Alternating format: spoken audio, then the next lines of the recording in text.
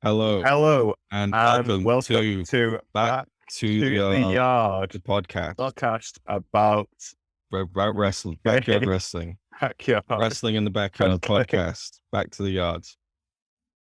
Welcome. Welcome to ZomboCon. So we've been Uh, talking about doing this forever, and now we're doing it. So here we are. Thanks for joining us.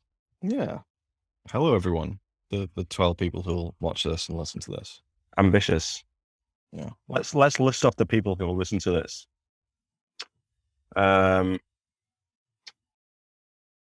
You, me. Yep. Who else ever posts on the Facebook? We know who won't listen to it. Who won't listen to it? Well, you know who won't listen to it. But he'll tell us that he's not listening to it. I know, because he's just not a fan of wrestling related podcasts. Collis. Yes. That's right. So you started this what be 11 years ago now. You did a few episodes with I have it here on the old YouTubes. Chris Goodwin, Scott Henson, and the Nature Boy himself. The golden trifecta. Yeah, so we'll call that the first season, and then the second season was in 2015, where I came on to host some episodes. So we had GBH, Stan Dreamer, Woodsy, Selby, Daniel McCarvey, Farage, Ashley Dunn, Dell, AK, DOD, Dan Van Vertigo, Psycho Kid, and the most listened to podcast by far, Role. The most listened to. No. That's the most niche episode, I think. But yeah, I listened to it. I remember very distinctly listening to it. I remember where I was when I listened to it. I was walking somewhere through Manchester. Do you ever associate podcasts or songs or anything with a particular way you walked or anything like that? Yeah. No, I was thinking about the Edge and Christian podcast the other day, and I used to listen to that a lot when I was walking through the woods up in this lake area where I lived in Norway. In Grapevine, Texas. Yeah. Yeah, I do that. I associate places. I listen to things. Yeah, so I don't know if we'll do any more of these. We'll call this the third season of one episode, the reboot, the remake, the return. Episode 19. And we got 19. So there's no plans. We've really literally planned nothing. We're just gonna talk bullshit about wrestling, I guess. Yeah. So, I was watching a bunch of stuff tonight. I've been watching a bunch of stuff this past week. I just seem to get into like a phase. I don't know. Yeah, phase of it. Yeah, exactly. I don't know what brings it on, but yeah, just load up the old hard drive, or sometimes just looking through my YouTube subscriptions, and there's the UK BYW forum channel, which I feel like it might have been Bob or someone who did that and just basically just dumped all their files in a big bulk upload, it seems like. And yeah, so sometimes I'll just like come across that and watch a few things. But yeah, I was proper going through stuff. I watched 78 Hours in Aylesbury the other night as well. Which one? The first one. Oh, yeah. The original. Yeah. I will probably watch another 78 Hours. You put aside like many hours to do so. Yeah. Oh, I don't know. Is there like an extended version? No. There's two versions. There's a third one on the way, which will be a while coming, but yeah. Right.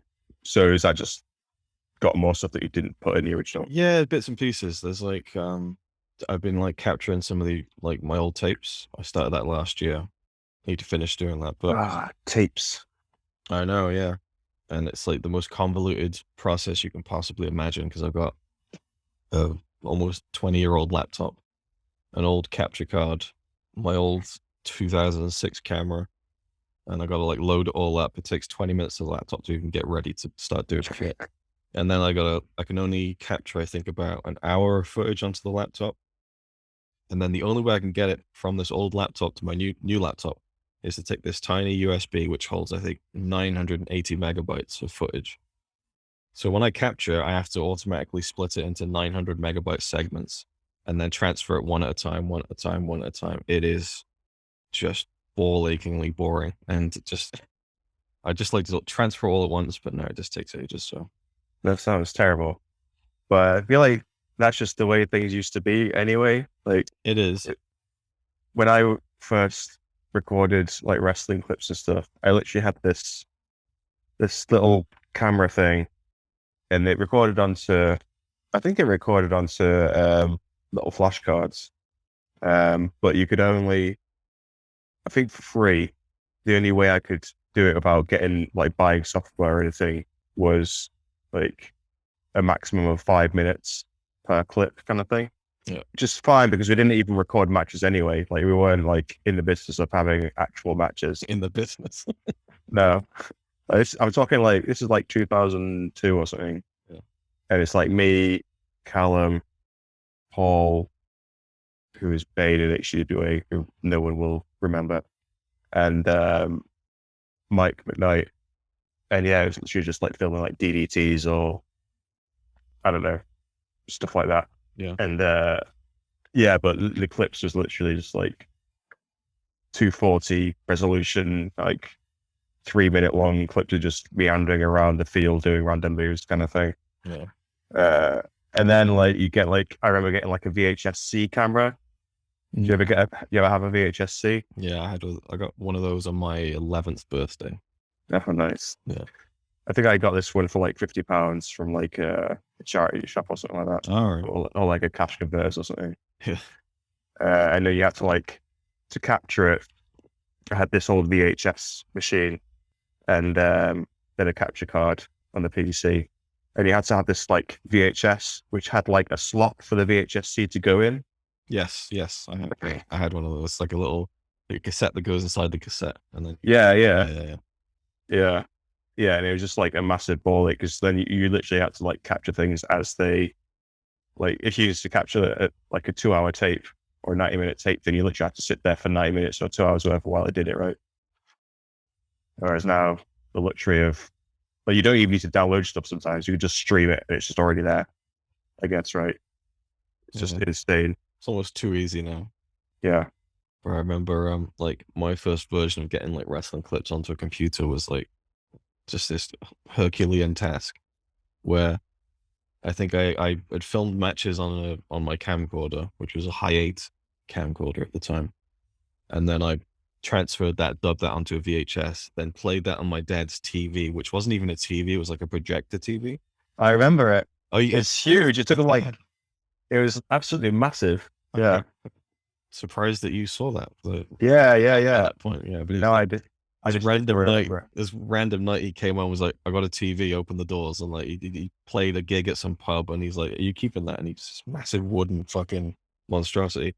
So it's like projected, so it's not really like a clean image. And then from that, I filmed on my stepmom's like digital camera little 10-second clips, filming off the TV, and then I put that onto the computer. I was like, "Oh, I've got my own wrestling clip on the computer," and it was like, you know, they say like filmed with a potato. This was like, I don't know, filmed with a grape or something. It's just like the worst. Like you couldn't get worse quality than this, but it was just exciting just to see a fucking video of me doing a tombstone onto a mattress. Like the vague fuzzy outline of it. It's like, it's on a computer. It was always a struggle for me. And when my dad got a capture card installed, something wasn't right about it. So I would only get audio if I pulled the lead out slightly. So I'd have to wiggle it out just to get and it was only on the left channel or something like that. So yeah, there's always these technological problems in the early days of BYW. Yeah, it was a pain. And like even now, like if you look back at old like HWA videos or whatever, there's always like, you know, bits in the corner from the camera or something like that. Like you could tell where there's like been loads of the match where just nothing interesting has happened because like the time code skips like 5 minutes between clips or something. And yeah, there's like a period where you could see where I've gone from using one camera to then figuring out how to capture it in like actual like better quality. Like for a while, HWA videos, like the frame rate was like 15 frames a second or something like that. And then like, I think I actually named the video like HWA 25 FPS or something like that because I figured out how to get it in like proper PAL kind of 25 frames per second, and it was like, oh, smooth video.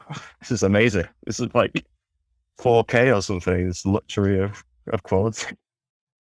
Well, actually, while I was capturing the tapes last year, it's like some stuff from like that Heat Fest. Well, I got all the stuff from Heat Fest that year, the another 78 hours stuff.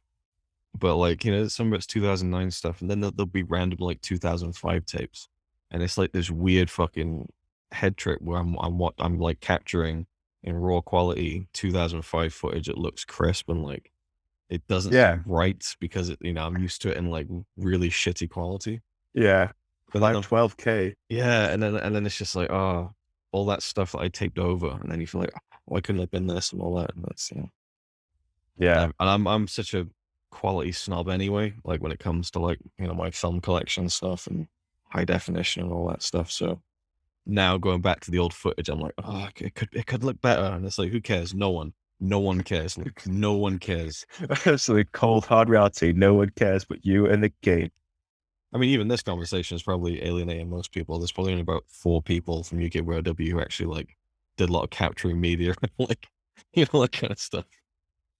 Speaking of people who are just not going to listen to this, I was watching old like TCW videos, like the Misco and Titan, like Woodsy, Fed, that me, Chris, and Mike and Callum joined up in Warrington, and Misco used to make those videos, and I was just watching them. I was just like, oh, these are really good times, but these videos are so shit. Just like, yeah, the quality is just really bad. Like the graphics are just like awful, and like the clips like cut out before the moves even land and stuff like that. And then it's just like some of the clips are just like too long, where there's just nothing happening. And it's like, I just remember at the time like thinking it wasn't great, but probably just not just being too nice to say anything. Yeah. But yeah, Misco, if you're listening, you were shit at making videos. Oh man, slammed. So take that. No, I haven't heard from that guy for like, I don't know, 15 years or something. I don't know. Oh yeah. I don't know. And I was just, what year was 15 years ago? Like 2007? Fucking Oh, yeah. longer than that. Probably like 17, 18 years. I haven't heard from him. So, which is depressing. In a way. It is what it is. It's like, my like group, WCWE. It's like it's been a few fallouts and stuff, and some people aren't talking to people. And it's just like, people just drift apart naturally sometimes as well. Yeah. And especially when we're so far apart from each other, it takes active work to keep some of these friendships going. And Yeah. a lot of time we're all so busy, it's difficult to do that. Yeah, like we're all grown ups with our lives. It feels like it's like I was thinking that before, actually, looking back at all like the like NAW videos and stuff like that. Just feels like a completely different life. Do you know what I mean? Yeah, for sure. It's like this is just like our obsession for years when we're like growing up and stuff like that. Yeah. And you see the same people all the time and going to the same places all the time. And then it's just like so long ago now. Like 12 years since NAW's finished. Mm-hmm. But yeah, it was just like all consuming at the time. So yeah, it's just crazy to think that it's just not part of your everyday life. You just sort of look back at it and it's like, oh yeah, that's a thing that happened. Well, the cool thing about it was it brought together so many different people. Yeah. And so that was never going to be sustainable once we stopped doing it, like this. Yeah. Yeah. Which is the weird thing is brought all these weird people together. What's going to keep the weird people together? I don't know. They have all different, they're so different.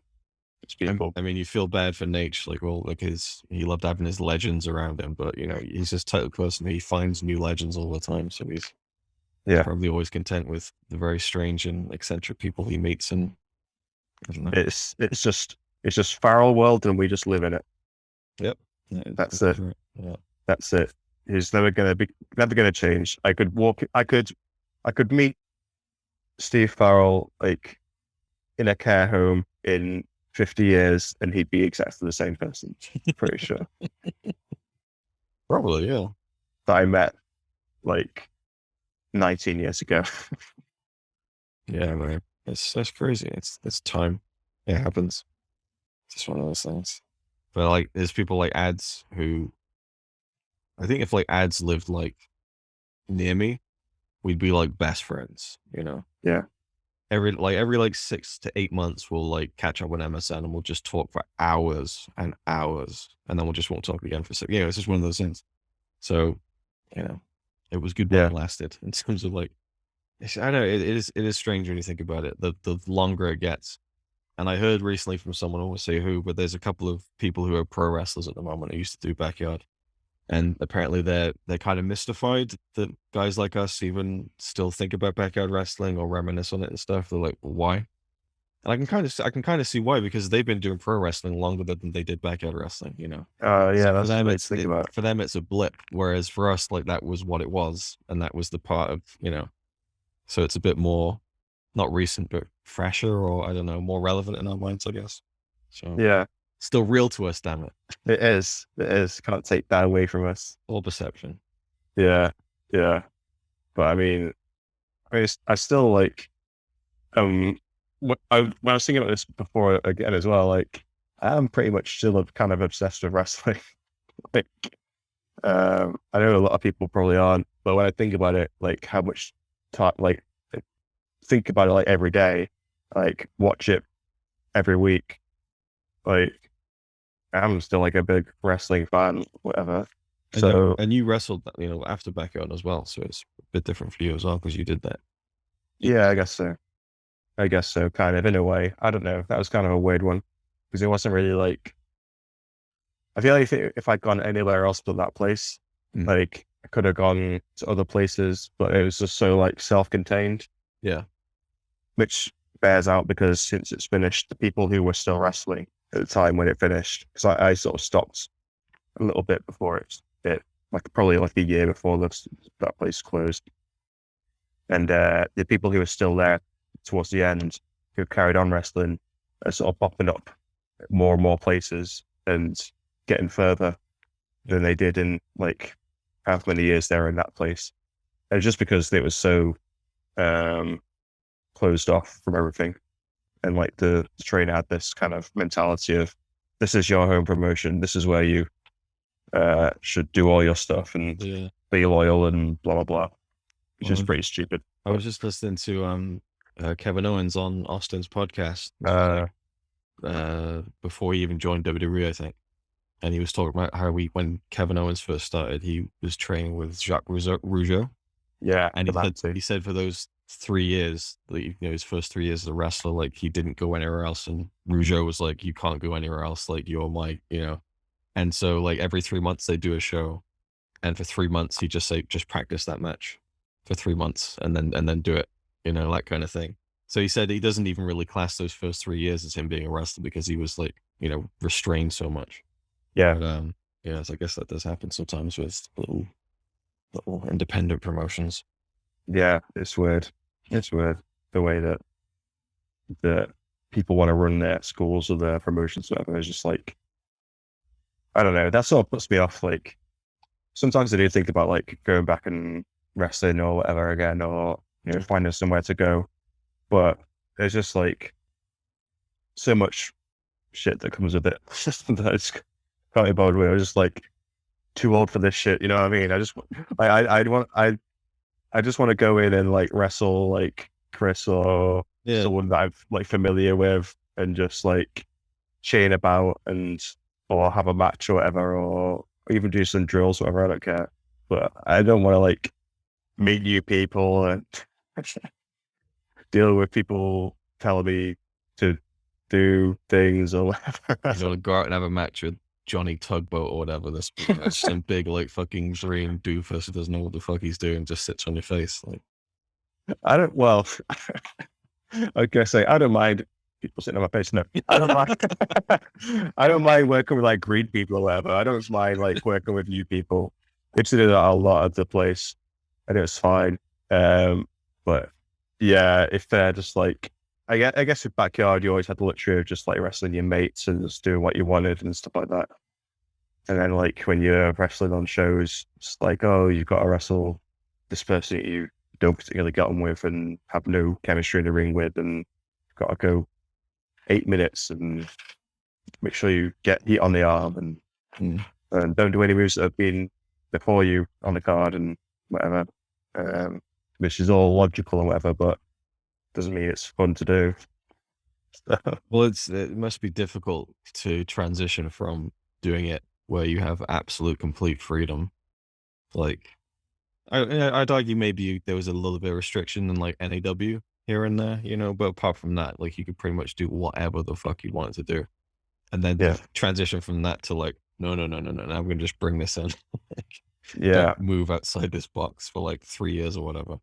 Yeah. So I mean, we loved it when we first started because we basically did what we wanted to do anyway. I remember Woodsy did it for like a year, maybe less there. And then he decided to stop. So he had like a loser leaves town kind of thing with Chris. And keep in mind, there's like kid-friendly shows, and it's just like the most basic kind of no high impact moves or anything like that, really, particularly. And I think like the opening spot of their match had like exploder suplex in it. It had like tiger drivers and I don't know, everything. So it was just like, fuck it, let's just do everything. It was great. It's fantastic. I mean, it's hard to keep up with people though. Yeah. People have their own lives and stuff. Like, I've seen me and Chris try and get Woodsy out occasionally, but yeah, I mean, he's got his family and stuff, and yeah, it's hard to get people to come out and do things sometimes, I guess. I think it's just normal for everyone, really. Like, to get to a point where when you're younger, it's like you're going out every weekend and all that. You're always hanging out with your mates, and then like you look for excuses when you're an adult to not go out with people. So it's like, oh, hang on, no. Yeah, Just it doesn't work, does it? adult life just grinds you down so much. By the end of the week, you just want to stay at home and not do anything. Yeah, And then obviously that gets worse when, again, we're all spread out amongst the country, and so it's just difficult. Like the reunion show that happened a couple of years ago, that was nice. yeah, It's like, you know, you really do need to kind of, and that's the thing, like, would anyone turn up to like a hangout catch up? I don't know. But if there's a ring there and there's like a promise of a show or something, then I think there's more enticement for people to kind of go, oh, hang on, yeah. let's go have a look at this. I'm not Because, sure, like, like, I'm not sure like the show would even start, but I think it's just the promise of there being one that would get people together. yeah.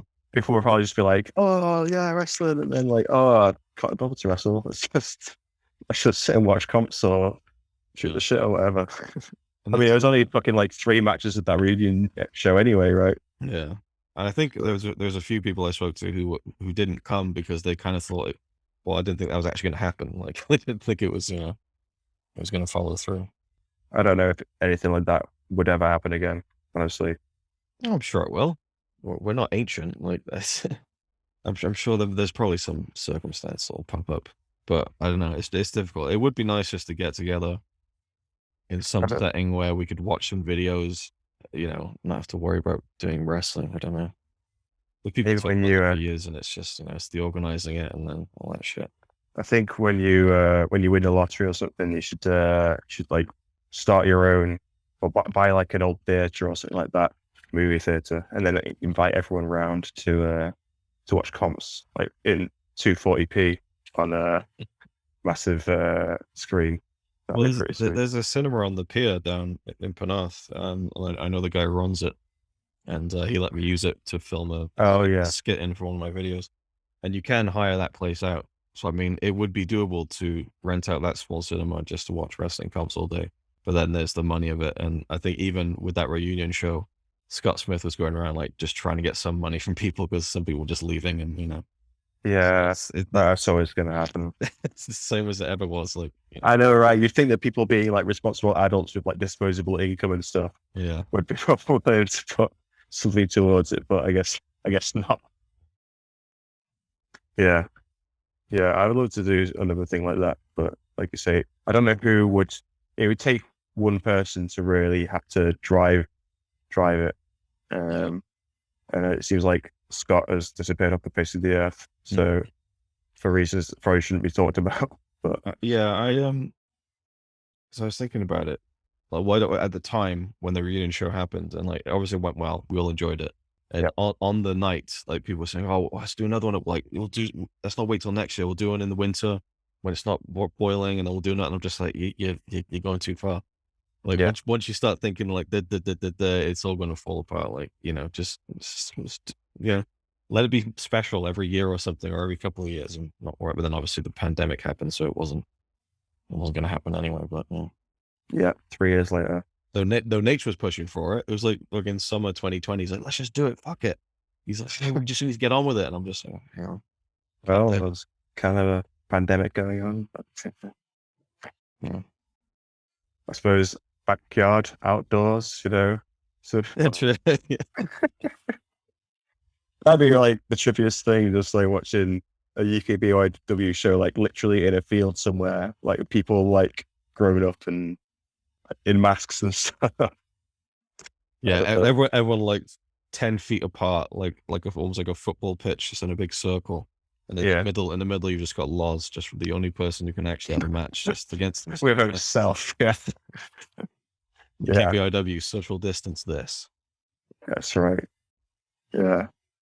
I mean, it's good to see like people come back into it. Like when Josh posted that video of the show of him and Tyrant on it. Now that is a development that I was not expecting. John No. going back to wrestling, and it's cool, and I'm like really happy for him and stuff. But you do just think like, oh man, like if you did this 5 years ago, oh, do you know what I mean? Like, 10 years ago. yeah, man, he's just so much fucking talent in that guy. Like, Yeah. but it is what it is. He stands up. It's never too late. You could DDP that shit. That's true. That is, I mean, I mean, he's got to be like, I don't know. I feel like he's probably around your age. I think it's like a couple years younger than me. I know we So our birthdays like a couple of days apart, but I don't know if it's the same year. But yeah, roughly. So he's not like too old by any stretch, right? No. So, I think it just depends on his appetite for success, really. So, yeah. I mean, it takes determination. I mean, yeah, look at like Gav, like how his physique has evolved over the years and stuff. Yeah. Even Hitch, he's looking really good now. Recently, I've seen some like pictures and stuff. So yeah, it's yeah. a long grind. So respect to anyone who does it. Like that's the thing. I think most of us who are really good at backyard wrestling definitely could have been good pro wrestlers, but you need it's like the talent, it can be there, but you also need like the mentality, Oh yeah, the motivation, the determination. Like, and I do not have that. Yeah. That's not part of my makeup. So it's just one of those things. yeah. I think that is the difference, isn't it? Like you can say like all these people have so much potential and talent and stuff like that, but like at the end of the day, you've got to turn up every week and just grind it and work out every day and even that, hustle and sometimes it doesn't plan out. No, there's no guarantee. Like ads, like his music stuff, fucking incredible. And you think, how hasn't that taken off? And sometimes it's just like, right place, right time, or wrong time, and it's just shit just doesn't, take off the way that hard work should pay off sometimes. But. Yeah, I mean, I was going to say he's not had like his successful bits here and there, but For sure. you'd think that someone he'd be able to be like in the mainstream. Like, Exactly. Well, that's what I mean. and I bet there's hundreds of people that are in that same position, and it's just who gets the lucky break, who gets the opportunity, kind of thing. And I remember, I think I heard Gavin say somewhere, maybe on one of his podcasts or an interview or something, that luck is just opportunity plus preparation, and that's it. You just got to get yourself into the state of being ready for that break, basically. So, I mean, that's a good mentality to have, I think. Yeah, for sure. If that's what you want to do. And then going back to what you were saying about being still into wrestling, it's weird for me because I find it difficult to watch wrestling shows, like, because I'm a big movie fan. Like, that's my thing. If I got 2 hours, I kind of want to spend that watching a film if I can. But I'm always keeping up with shit, like always. And it's mainly like fucking Twitter shit, like I'll just look at like the clips. like the cliff notes of the important shit that's happened throughout the week. I'm always kind of Yeah. invested, but there's only been a few things I've watched. Where I watched the Punk MGF dog collar match. I've been trying to watch some of Brian's stuff. Yeah. And just, main segments on WWE, which are here or there, hit and miss. But yeah, you said you always think about it every day. I think about it every day. But BYW, I don't often. I feel like I'll go months without thinking about it that much. And then something will click, and then it's like you go down a rabbit hole. Or you, Yeah. or you don't. Sometimes you do, sometimes you don't. It depends.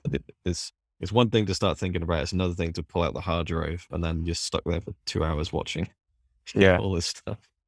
So it's nice to have. It's amazing we have all that media, really, especially with like how fucking fragile memory can be sometimes. And then you look back at the oh yeah, It's cool because a lot of people have their hobbies and stuff like that when they're a teenager or whatever, or their group of friends when they're a teenager or growing up or whatever.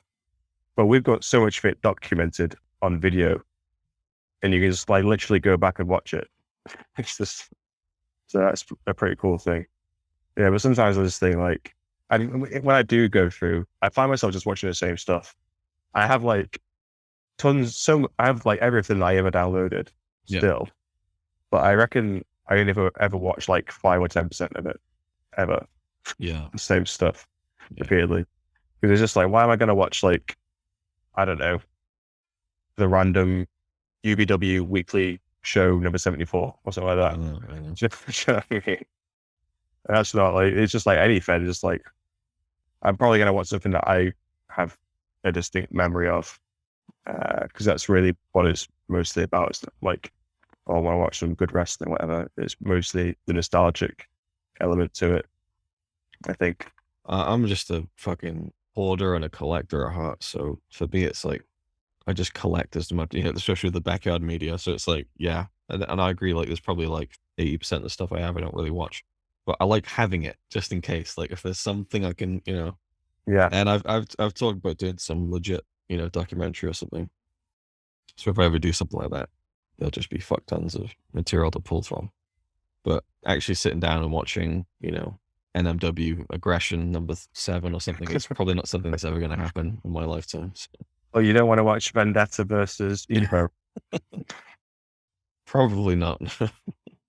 Oh, that wasn't a slight against NMW. I loved NMW. I love that film. Yeah. It's just an example of just a completely random show that, I could probably pull up whatever it was called. No, what was their weekly show called? NMW. Aggression, did you say? I think it was Aggression. I think there was a couple. I remember when Farrell turned up in like WWE eyes, the Fed, like it became like yeah, the big sort of defection from BBWF. Yeah, Aggression 7, I've got it. God, what was I literally do have it. 19th of August 2005. Do you want me to tell you the main event? Sure. Oh, it better be Vendetta against Evo. Let's see. We've got Jesus Jr. promo opening things up. Reckless just gave Joe Fury a fire from the driver. Nice. I think that was the finish there. Yeah, that's it. Evo looks about 9 years old. Is that the one where he's in blackface or? No. Christ. That's another thing I was thinking about, because I fucking ever now I've been wanting to write a book about, my backyard stuff. I just like, I like recording stuff and writing. So one day I'll do that. But I was just thinking, like, now it's got to a point where, I mean, people say, oh, it's like political correctness gone mad and all that. But now I do, as a proper adult, look back on like some of the show names that we had. And I think, Jesus fuck, I could never write that down in a book. Like, that's just mental. Yeah. And I know some feds didn't do stupid shit like that, but WCW, we had a run of shows we called the Racist Trilogy.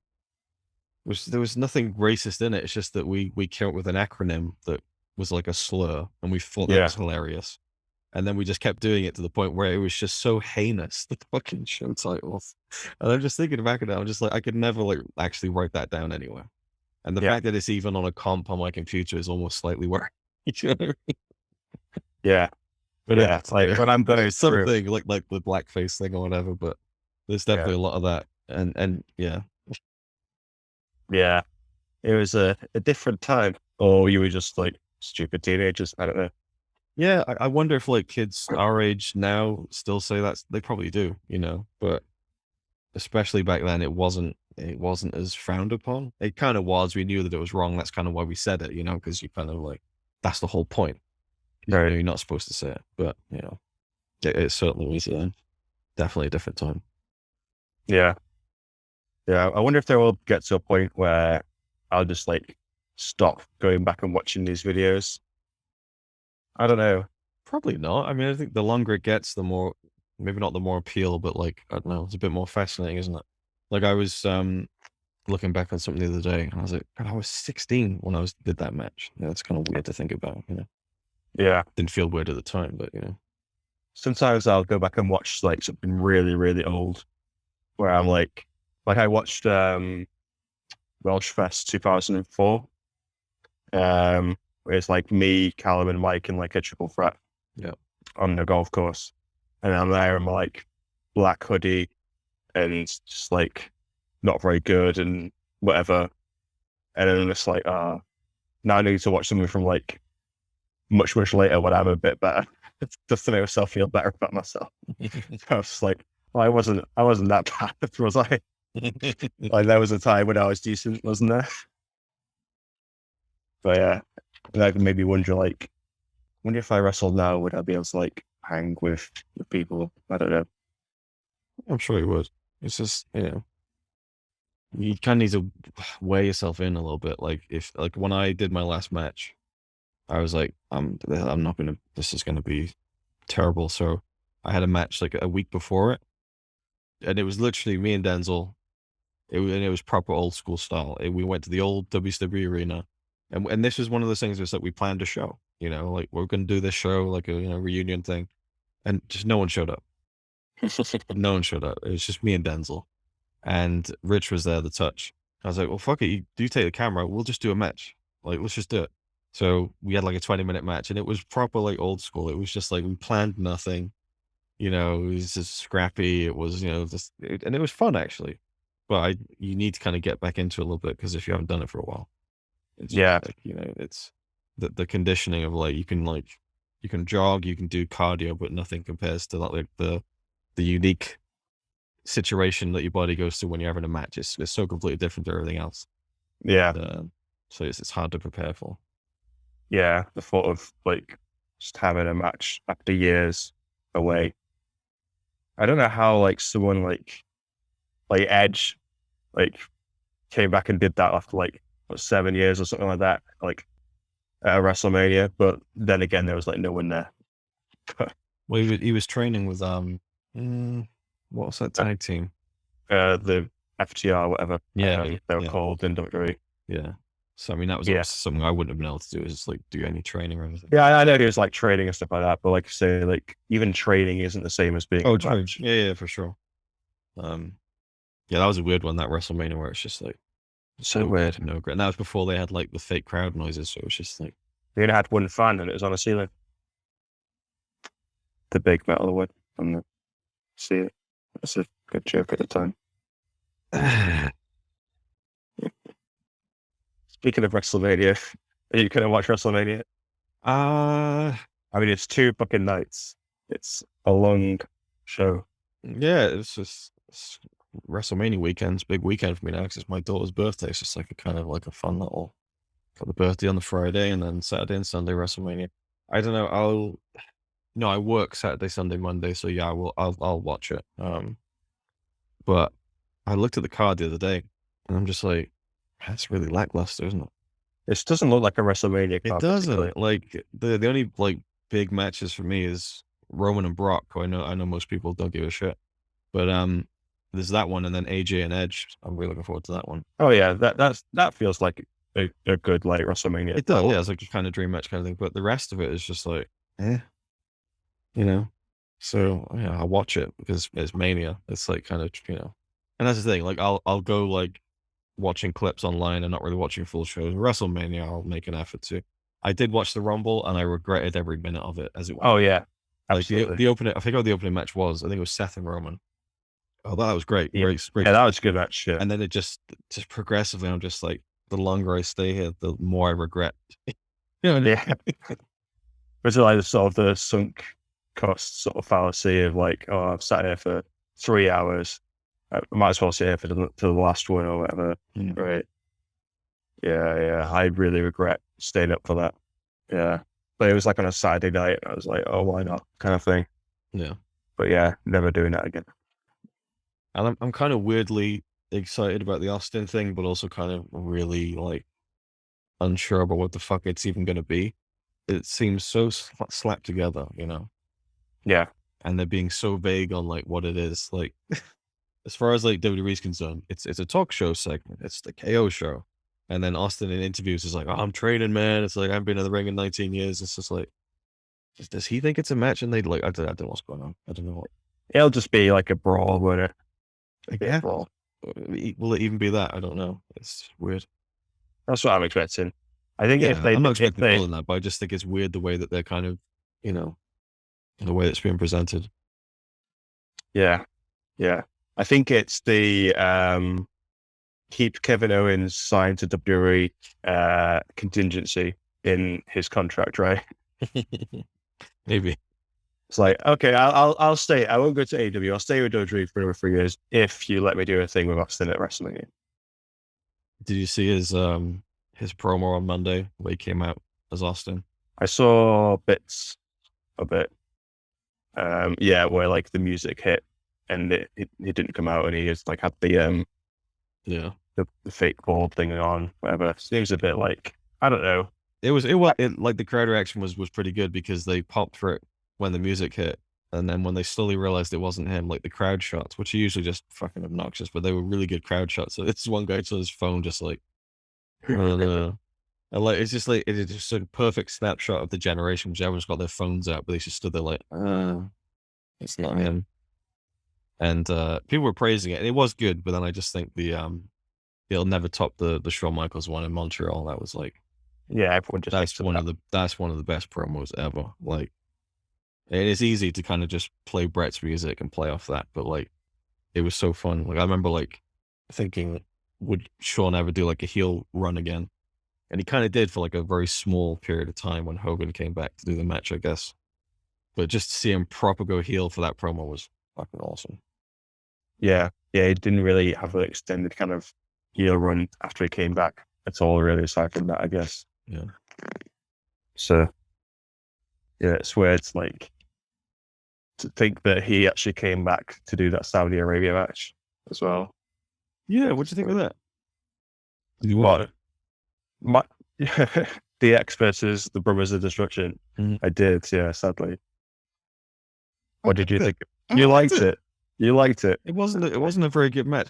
Like, for me, I liked it. It wasn't a very it good. wasn't like, it fell apart at points, but I mean, like, it was an attraction match. Like, it was just cool to fucking see Shawn Michaels and Undertaker in the ring again.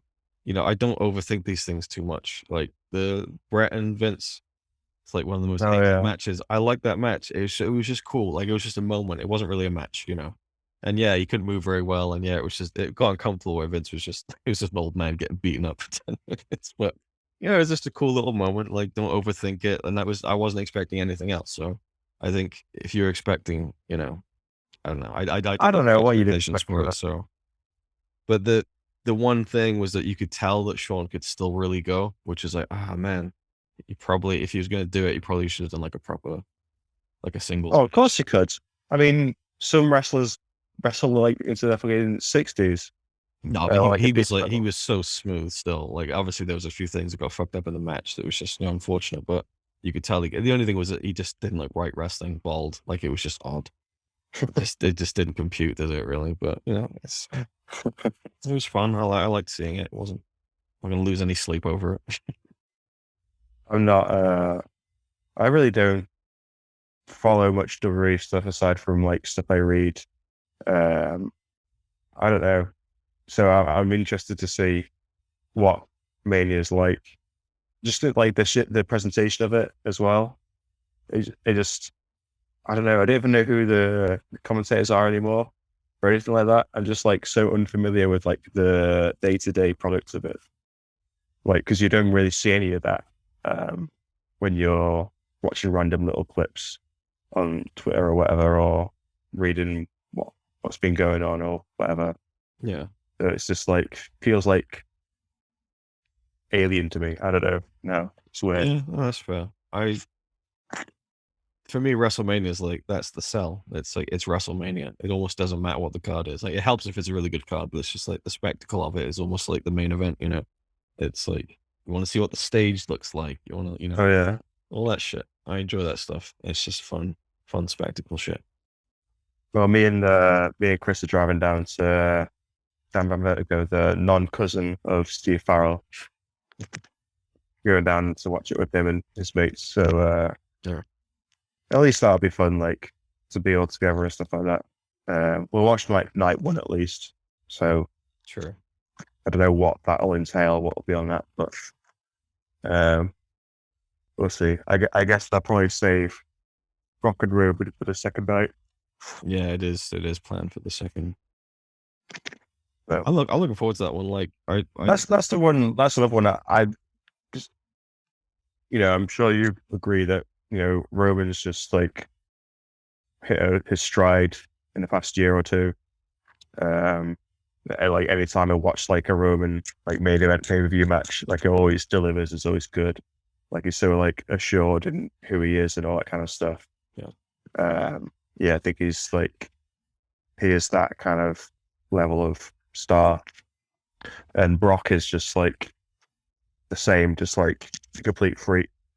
And just you can't take your eyes off Brock whenever he's like in a match or involved in any way. So even though they've done like a few things before, I think that is like the only main event that they could have, really. Yeah, I've seen people moaning about like, oh, Brock and Roman again. It's like one, the two main WrestleMania matches were awesome, like, or at least the first one they had was really good, like proper hard hitting match, and the second one was, I think the second one was weird because it felt like it feels like they've been trying for like however long it's been, 7 years to kind of prime Roman to beat Brock, and they just never quite pulled the trigger, and they don't know what they did. There's that clip from, I think they wrestled at 34 in New Orleans in the main event, and people thought this was going to be the time where Roman beats Brock, but then Brock won. And there's a behind the scenes clip of Brock just walking backstage, really pissed off, and throws the belt at Vince. I don't know what that was about, but he wasn't happy about what was going on. So clearly they were still like not sure what to fucking do with that. But now, like, it is true that this Roman Reigns has never faced this Brock Lesnar. Like, they're both in very different places, both as a heel and a face, but also just in their own kind of points in their career. I think like Roman's just fucking incredible right now. Yeah.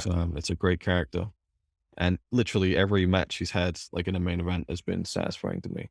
There was the Finn Balor match, which had the awful weird ending, but everything up until that was great. So I think they put themselves into a corner with that, because if they're gonna have, it's like weird WWE. I just really like. I love Finn Balor like as a wrestler, but like the whole demon character, there's just something about it which I think when it got to WWE and got all WWEified, just didn't really work with him as a wrestler, because like he's just really like good technical, high flying, hard hitting wrestler and whatever, like quite a serious kind of wrestler. And then when you throw in like the supernatural elements to it, I don't know, it just seems really strange. yeah, but it's not even really that supernatural. It's more just like it's like his inner fucking, like he unleashes that fucking thing inside him when he needs to, and it's more of like it's like war paint, I guess the WWE, they do the gimmicky things with the lights and stuff, and like I get the kind of that part of it, but Yeah, I guess so. Yeah. I mean, I'm just thinking about like the other example of that, like the equivalent in like AEW, I guess, like Malachi Black, like Tommy End, whatever, doing the whole like mist and all that kind of occult kind of character stuff. Because he's a similar sort of style of wrestler to like a Finn Balor, like legitimate fighter kind of, serious wrestler kind of, but then he has got the kooky kind of supernatural elements to it, where like the lights go off and he disappears, and got the black mist, which is supposed to blind you and stuff like that. So I guess it is just about the presentation and just not getting. I think they just booked themselves into a corner with a Roman match where it was just like, how can you beat the demon, basically? But they didn't want the demon to beat Roman, so There's a compilation of that match, and it's just every time they say the demon in the comp, the demon. it is always like 90%.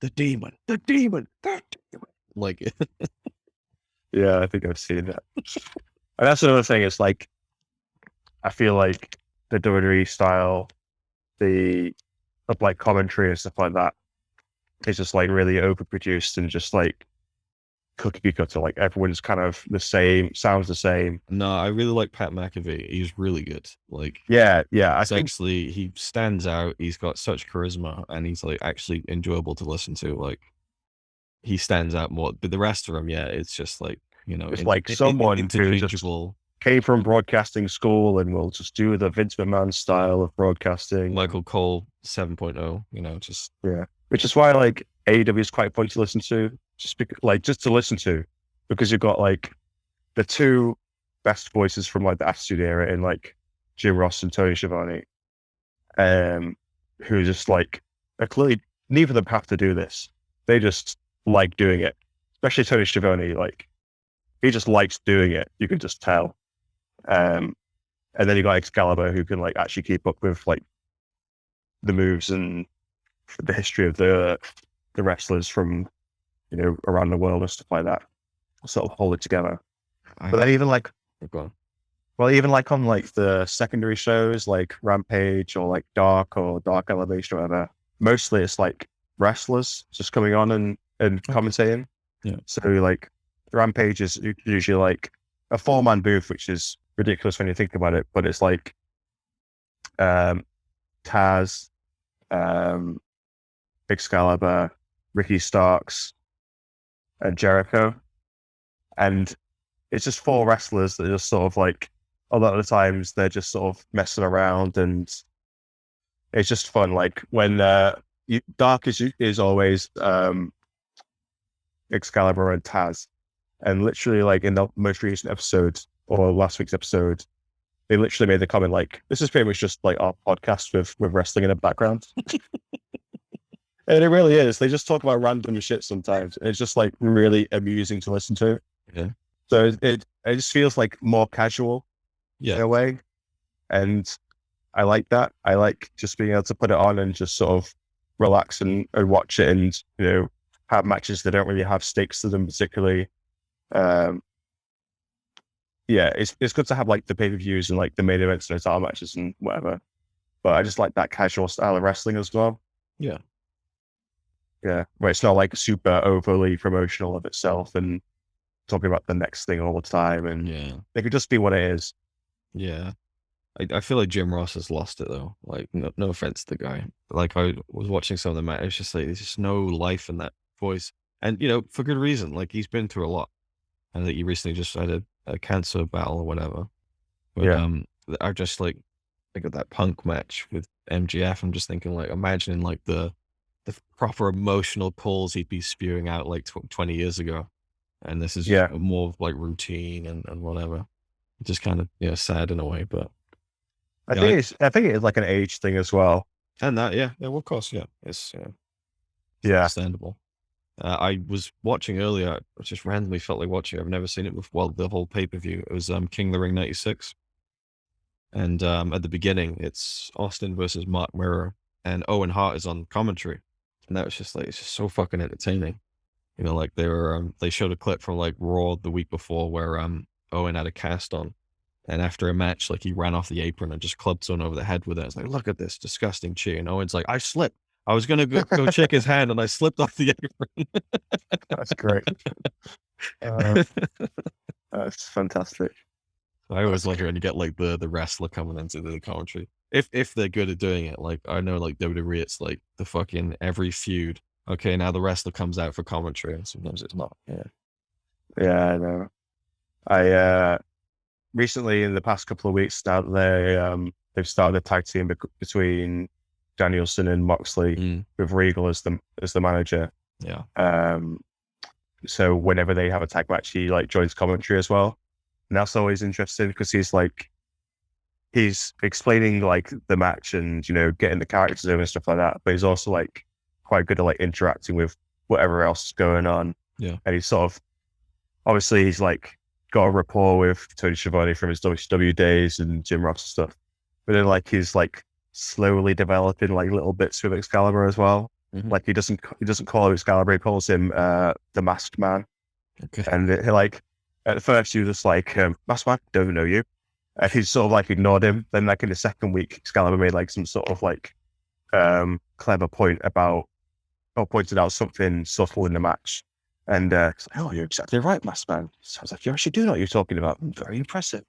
So it's like sort of gradually kind of like warming to him. And it's like, it's often said like Regal's like the master of like the small little details that make the difference. Yeah. And yeah, just like, and not just like in the ring and wrestling, but like little character things and stuff like that, facial expressions and whatever else speaking. And yeah, it just like rings true so much. And it just like staggers me that WWE would ever let him go. Yeah, I wonder why. I'm not sure what the story is though. I don't know. Whenever I see or hear Regal, it's just Farrell just, you know, just looming over his head like just Yeah. so connected to me. And I listened to that podcast on Jericho's thing. Yeah. Fucking hell, dude. Like Yeah. mental. And I was saying to you on I was gonna say MSN then. Jesus Christ, I was saying to you on Facebook. Jesus Christ. It's, you know, what was the story? He did a suplex on Ricky Steamboat in the early 90s and clicked his neck. And then for the next 25 years, like, he couldn't sleep for 3 days at a time and just kind of just learned to live with it. And then they found out he had like one of the worst neck injuries they'd ever seen. And there's like a fucking ball of calcium on his fucking spine or whatever. Yeah. And it just makes you think like, God, is there anything that happened to us in backyard wrestling that we just shrugged off and is now like growing inside us? And like, it's going to be like, once enough time has passed, we're all just going to start dropping dead. Oh, fuck. That's not very nice. I don't like that. Well, I mean, clearly he had ongoing issues after that point, you know. Yeah. I think it's safe to say that, you know, I don't have any particular ongoing serious issues, and, you know, but No, it does make you think, though. I mean, you look at some of that shit we used to do, and it's just like, yeah, I can't believe some of the shit I used to do with you. Oh, Brian, you came. I just spilled a drink.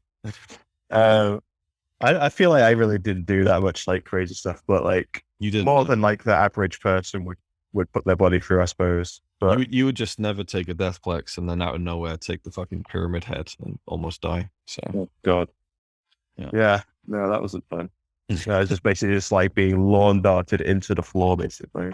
yeah, and then, you know, the Big E thing from the other week, but that was Oh no, horrible. yeah. Right. I mean, he's lucky, but also not lucky, right? Like he's lucky in that he can walk and all that kind of stuff. He's not paralyzed, but he's unlucky in that, you know, it happened. And yeah. I mean, it's that just shows you like literally, you know, just the slightest little thing going wrong could be disastrous, and it blows my mind that there wasn't any like serious, at least immediate injuries with what we used to do. I can't think of anything like really drastic apart from like a few concussions, and obviously some people suffer more long-term back pain or whatever, but yeah, there wasn't any real horror stories. no, Ads broke his leg. It's you know, and like, what did Ash do in his match with me? Something with his collarbone or something, but like nothing like super terrible, I guess. The worst one I saw, well, the two scariest ones was Farrell getting his jaw smashed in, and Makabe. Oh, true, yeah. Like, yeah, that was pretty scary. And it's crazy to think how long ago that is now. Was that like 2009? So that's the one thing I don't have anymore from Heat Fest is that match, the VCW BBWF match. And I guess for good reason, maybe. At one point I just decided to tape over it because it's like, well, I'm never going to use that footage of him, hurting Yeah. himself and then he's like crying and stuff, and it's like really uncomfortable footage. So I'm never going to use that. But then there is like 10 minutes of really good stuff that I wish I'd kept, from the match. So it's just Yeah. it's gone. I don't know if anyone else filmed it, which is often the case. Like even the reunion show, I turned up and I was like, right, did anyone bring a camera? No. Okay, well I guess I'm filming it then. People probably just filmed it on their phones. Oh, true. That is true. Day. That is true. Yeah. It's like just wasn't really like an option before, but it's like everyone's got a fucking 4K camera in their pocket now. Yeah. But yeah, I mean, I remember sitting in the hospital like that later that day, and while we were just like waiting for the doctor or whatever to come and see Dan, like literally they were reciting all the match that they had planned from that point, basically. Yeah. And it was absolutely insane. It's like the craziest match I've ever like heard. So yeah, I think Ad said to me like he said to me that if it had continued, I would have died or something like that. Like it's just they had a lot of crazy stuff planned. Yeah, it is a shame. The match that should not be and was not to be. Yeah. Russia is just too insane to actually happen, so it didn't. Yeah. That was a rough one. I remember early on when Dave Williams broke his arm. And that was so the story was that it was him and Denzel, and it's just like a random little tiny show we did, like a Christmas show we did in 2004. And Denzel's like very experimental when it comes to wrestling. You know what I'm talking about? Yeah. So he's got Dave sat down in front of him. He's got him in a hammerlock, and he holds that hammerlock, pulls it in tight, and then he wraps his arm around Dave's head, almost like a snapper, and then just rolls forward and keeps hold of the hammerlock and just snaps his fucking arm. And innovation. And the howl that Dave let out was just like bone chilling. He's like, this ain't wrestling anymore. This proper howl. And he's like, oh, you can't, or something like you fucking prick, Michael, you fucking broke my arm. And then he's like screaming, and then we called an ambulance. And then I remember that day I was like, I'm never doing this again. Like I was so scared. Like that's it.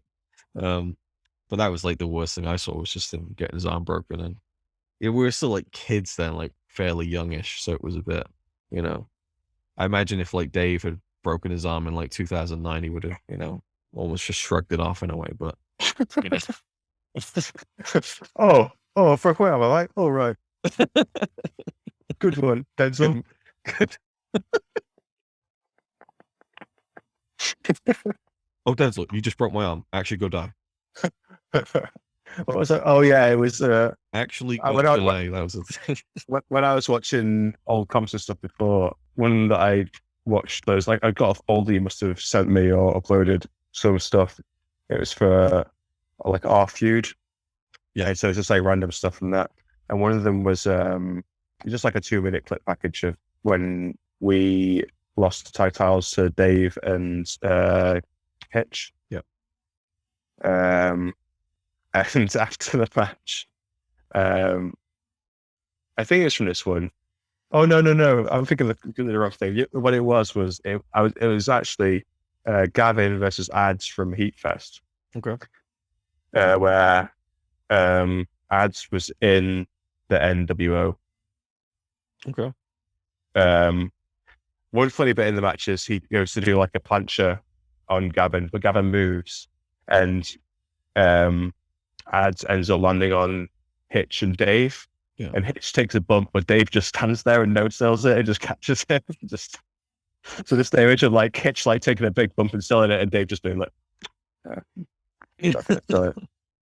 just typical Dave. But then after the match, like Ads hits the lariat, 40-pound lariat, and wins the match. And then there's like the music like fades out and like the video fades out, and then it's just a clip afterwards of Dave just like tasting the victory.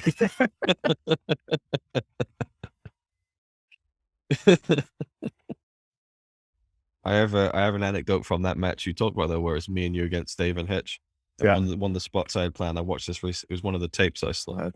The spot was Dave was lying down quite a distance from the horse, the gym horse, and the infamous horse. and I think Hitch whipped me into the horse, and then I just stepped up onto it, and then turned around, and then I was going to jump over Hitch and do an elbow drop onto Dave. Cool Okay. spot. But once I got up there, like I realized as I was already jumping, there was just no way I was making that distance. So I just jump and just splat straight on. I just completely missed Dave. It's just completely under, and I just jump and just land, and everyone's like, "Oh." I don't think anyone knew, like, was that intentional or not? It was just like, what was I going to do when I was in midair? There's no way to adjust to that. I was just like, well, fuck. I have no memory of that. Did you clip it? Yeah, it's I got a clip of it. Yeah. Oh, you should send it. I want to see it. That sounds pretty good. And that was also the match where I got thrown into the horse and it almost tipped over. And Yeah. crushed Nada and Becky, who were like, "Oh shit, Becky, come on." The only thing I remember from that match was Hitch put me against the horse and giving me these forearms with me like up against the horse, and it being like the most painful thing ever. Like they hurt so much, like hit me so hard. Yeah, Yeah. it was a stiff. I only had a couple of matches with him in NAW, I think. Yeah. Yeah. I remember I had a match with him, and it was like I wanted to do like a street fight, and so it'd be Yeah. like when I was like, let's just have it like a scrap, like an actual like fight, like not really a wrestling match. So we were just like, it was proper scrappy, and I really enjoyed it. And Hitch after was like, that was really fun. That felt like an actual fight. Like we didn't really plan anything or whatever. Yeah. And I bladed off just a punch. I just thought like this will just punch me, and then that'll be it. That'll be enough to kind of. So I did a little blade job, and then like he was like, pulling my nose and stuff, and the blood's coming down. And afterwards, he said to me, "Oh, when I had you, and I was like, like pulling at your faces, like I was looking at the blood running down. I thought, this is fucking cool." But I was like, "Oh yeah, that was really good." And I remember like I really wanted like Dreamer's approval on that day for some reason. I was like, "What'd you think?" He's like, "Yeah, it was all right, man." I was like, "Oh." It's like your dad saying, "Yeah, that was all right." Like Nailed it. so desperate for the approval of like, the people you look up to. Yeah. Yeah, that's pretty cool though. I remember that match. Yeah. The only time I remember having a singles with Hitch was on the side of a mountain in Wales somewhere. I don't know. I think it's like an Easter event or something like that, maybe. Yeah, there was always random up in NWW. It'd be like, it would either be in Hitch's garden or like literally anywhere else in like that 5 square mile area. It could be up in a fucking forest. It could be on the Random Valley. side of a mountain somewhere. Yeah. Side of a road one time, I remember. It was just this random. Like, Oh yeah. yeah. Yeah. Main road, like right next to the fucking ring. Yeah, because like Chris wrestled Denzel and they like fall out onto the pavement of the road, and I mean like Denzel give him like a cross arm pile driver or something on the pavement. I think Those cars like going past. I think that was the event where Nate wrestled as the Great Khali. Remember that? Like, Yeah. He's just like, I think he wore my black jogging bottoms I used to wrestle, and he'd like put them up to his like nipples, like lifted it. So probably not that much, but like film him from really low down. So yeah, we did that. Yeah. It's funny, silly, very silly.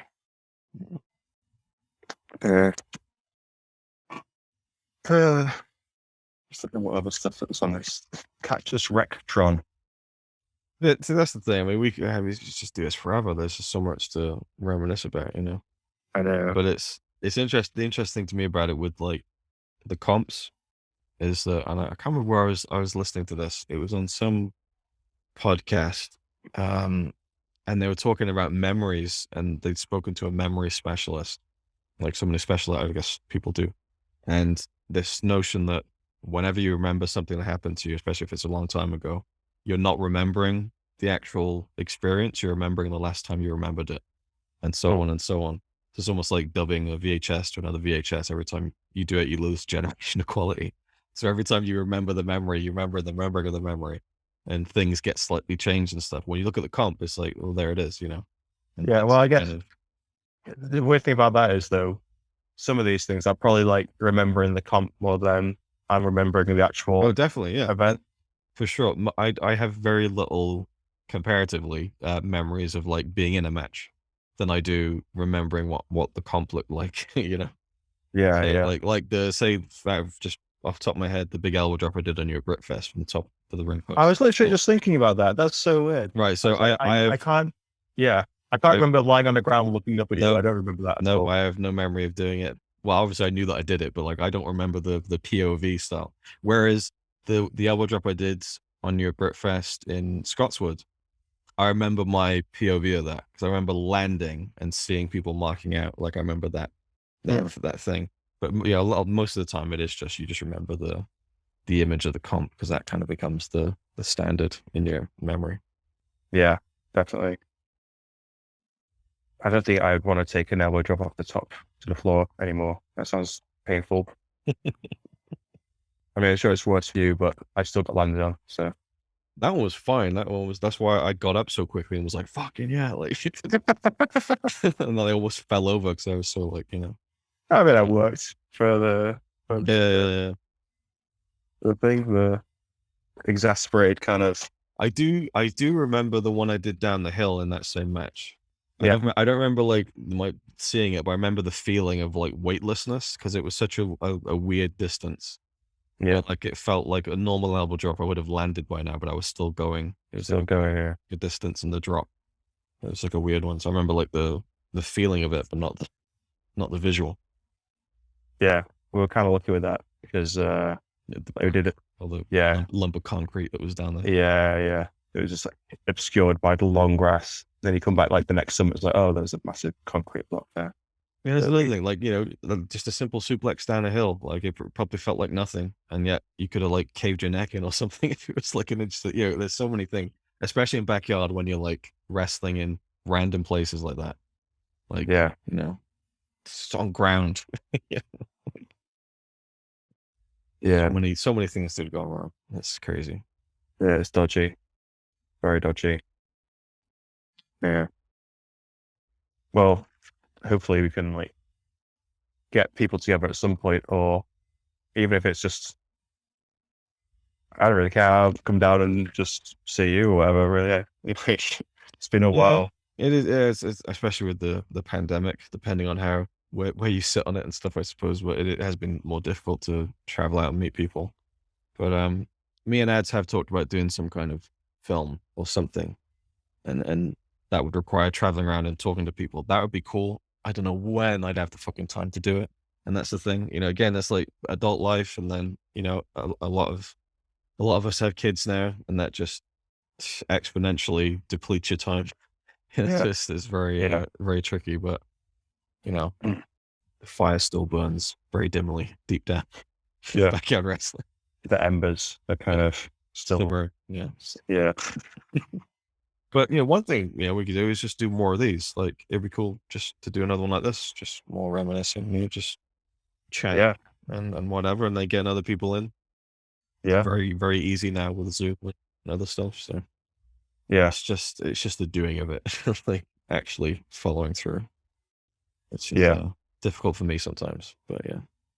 Well, I managed to pin you down this time, so maybe we can do it again. Yeah. Yeah, we've been talking to this for a long time, and we did plan on like doing like an episode each where like I would interview you about your backyard story, and then you do the same with me. So we could do that down the line, Yeah, I could do if I can remember that far back. Well, yeah, that's the thing. I was talking to this randomly. I can't remember why this came up, like why this person's name popped into my head, but so I mentioned before, Paul/Bain from HCWA, who's lived over in Vancouver for the past like 9 years or something, 11 years, I don't know, at least 10 years. And I just, one of those people that, like we were saying, just lose contact with, especially because he lives 4,500 miles away. But yeah, it just popped into my head. So I just messaged him on Facebook, and then we ended up having this like pretty long conversation just out of nowhere. And it was just like, we hadn't talked. We'd had like exchanged like a few messages like last year at some point, or maybe like late 2020, maybe. But yeah, it was just like, you'd never stop talking to them kind of thing. Just got that common kind of bond of all the time we spent together when we were like 16 or whatever. Yeah, and yeah, it's just like it'd just be like no time had passed kind of thing. So yeah, it's cool that's often to the case. it'd be cool to sort of meet up with people or talk to people like this, you know. Again, yeah, and it was kind of surreal as well. Like at the reunion show, just sat in a pub with like Costa and Dreamer and all those people, just like this is wild. And then fucking AK showed up. That was Yeah, just I loved when AK showed up because he was just like full naming people. It's like even like when everyone turned up and saw everyone was like, oh, Costa, the nail. And then AK's like, Anthony Costa, Joey Stacy. Great, great. yeah. Then you get those people who are like, you just love those characters, but like, you're never going to see them in day to day life, and yet Backyard gave you that little window into you're just very, very different people. That's what was so Yeah, great about it. It's awesome. yeah. Where else would Gregory Isaac and Joey Stacy interact? Right? Yeah, they take two very different people. That's a very good example. Yeah, definitely. Yeah, yes, it is tricky, but there are just certain people who you get on really well with. But yeah, it's just I'm just repeating myself now. It's just difficult in our adult lives to make the time. Yeah, And just I don't know. It's this. It must not have been a problem for people 30, 40 years ago, because you just lose touch from people, and then there's no other way to contact them. Done. The end. Finish. Like maybe you'd write a letter. yeah, Like that. yeah, That's pretty maybe. much it. Or I suppose you could phone people, but maybe a bit further back. Yeah, But and it's nothing new, this thought, but it's like the more instantly connected we are with everything, it's like the less we actually use that to talk to people. yeah, yeah. It's like no excuse really, but it doesn't mean that it actually makes it any easier. Yeah, yeah, Yeah, yeah. yeah. So, what is WrestleMania next weekend? So, Yeah. sure, I'll be watching like all the AEWs up to that point, and just probably enjoy that more because that's sort of my jam. But whatever, we'll see how WrestleMania goes. We'll see how Dan Van Vertigo is. Mm. It was quite funny actually. Chris and I, because he'd invited us, and we both sort of said, "Oh, it's like too far to go, whatever." Sorry. And then we decided maybe we should go down. And we were kind of like, should we just go and surprise him? Should we just turn up on his doorstep? That'd be pretty cool. And it's like, we don't just want to like turn up on his doorstep and be like, we're going to sleep on the floor. Yeah. So at first we'd like message his brother and be like, are you going to be there? Can you like make sure that it's cool, that there's space for us and stuff or whatever? And then he was like, oh, I won't be there. It's like, okay, I'm going to have to just tell Dan that we're coming. But we did. Chris and I went out for food into a pub and stuff on Sunday, this past Sunday, and we like just FaceTimed, whatever, video called him on Facebook, and told him that we were coming, and yeah, he was pretty buzzed about it. So that was pretty sweet. So yeah, I'm just bad at it in general, to be honest with you. Like even with family members, like they're like, "Why don't you call?" I'm like, I don't know. I don't really think about it. I'm so in my own world that I just, yeah. I mean, it's a struggle sometimes. So like, sometimes I just think, yeah, I think it's like, just into the modern age of technology and stuff, it's so easy to reach out to people that it's almost like you don't even think about. Like it feels like pretty natural for you and me. Like I never like, oh, I should just like check in and say hey to Luke, because inevitably we'll just like send something to each other every few days or whatever anyway. Yeah. So it's not like a big effort. Whereas there's people I don't speak to very often, where it would have to be something specific. Yeah. But then it's like, you just like, hey, how's it going? Yeah, all right. How about you? Yeah, all right. And if that's all you got time for, but then you think back to the forum days, and you'd be up all night on MSN with people, and Yeah. that was fun. Like, kind of miss that, but then there's not really the time for that kind of, dedicating your whole evening to chatting to people or whatever. Yeah. So Right. bit I mean, this is cool. Right. Yeah. I mean, it feels like we've taken over phones before. Like, there was a good chunk of time when we'd just be on like GTA, like for hours, like most nights. yeah. And a lot of that was just sort of like chatting while we were just Driving around. driving around the virtual world of not LA. Quad bike jousting. That was a fun period. We, Cara and I watched I Lucky Man last night, and that's set in LA. So with all like the helicopter shots and stuff like that, it's like, oh, it's like GTA 5. There's that building. There's the Maze Bank building and all that stuff. That'd be like the dream vacation. You and me, LA, downtown. Quad bikes. Fire cars and quad bikes on the fucking pier.